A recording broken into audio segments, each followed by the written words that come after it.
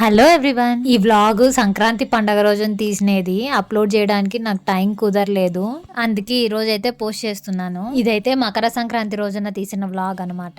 ఈ రోజు పొంగల్ గాని పులగం గాని చేస్తారు. ధాన్యాలని బయట కొనుకొచ్చేది చాలా తక్కువ, అన్ని పండించినటివే ఉంటాయి మా ఇంట్లో. పులగం కోసం పెసలనైతే ఇసురుతుంది మా అత్త.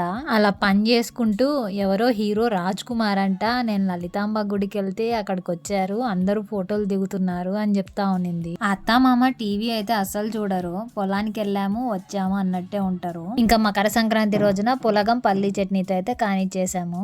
ఇప్పుడైతే ఈవినింగ్ 4:35 అయితే అవుతూ ఉంటది. అదిగోండి సన్సెట్ అయితే చాలా బాగా కనిపిస్తోంది కదా. అదిగోండి గాలిపటాలు కనిపిస్తున్నాయా, మన గాలిపటాలు అయితే పైన ఎగురుతున్నాయి. సంక్రాంతికి గాలిపటాలు లేకుంటే ఎలా మరి.